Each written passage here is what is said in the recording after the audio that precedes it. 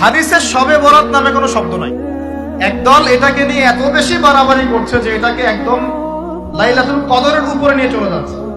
আরেকদল দেখা যাচ্ছে এটাকে এমন ভাবে পরিত্যাগ করছে যে এইতে কিছুই করা যাবে না, কোনো ফজিলতি নাই।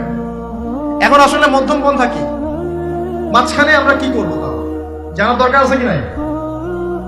অনেক হাদিসের অনেক আলোচনা, প্রায় 40-50 পৃষ্ঠার বই, সব আলোচনা তো মাহফিলে করা সম্ভব না। আমি সারমর্মটুকু বলি। সারমর্ম কি? হাদিসের শবে বরাত নামে কোনো শব্দ নাই। এক নাম্বার কথা কি নাই ভাই?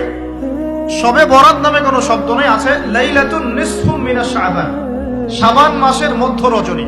শাবান মাসের মধ্য রজনী।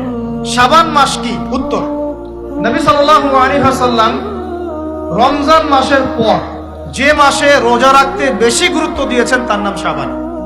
আয়েশা রাদিয়াল্লাহু আনহা তিনি বলতেন যে শাবান মাস আসলে নবী সাল্লাল্লাহু আলাইহি ওয়াসাল্লাম এত বেশি বেশি রোজা রাখতেন যে মনে হতো তিনি রোজা ছাড়বেনই না, সারা মাস রেখে ফেলবেন।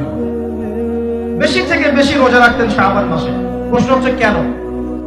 উত্তর, এমনিতে এই মাসটা বরকতময় এবং এই মাসে আল্লাহ পাক তার রহমতে বিপুল সংখ্যক মানুষকে জাহান্নাম থেকে মুক্তি দান করেন।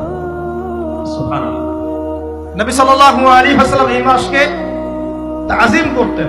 এই মাসের সম্মানার্থে, এই মাসে আল্লাহর রহমত বরকতের স্বার্থে নবী করিম সাল্লাল্লাহু আলাইহি ওয়াসাল্লাম এই মাসে বেশি বেশি রোজা রেখেছেন। সুন্নত কি শিখলাম? শাবান মাসে বেশি বেশি রোজা রাখা সুন্নত। আরেকটা হাদিস মাথায় নিয়ে না, আজকে সারা ওয়াজ ভুলে গেলে এই ওয়াজটা ভুলেন না। কি হাদিস? নবীজি বলছেন, তোমাদের সামনে, হে আমার সাহাবীরা, তোমাদের সামনে এমন একটা যুগ আসছে, ওই যুগে আমার সুন্নতকে ধরে রাখাটা হাতের মধ্যে আগুন ধরে রাখার মতো। আমি অনেকদিন এই লেকচারে এই হাদিসটা বলেছি।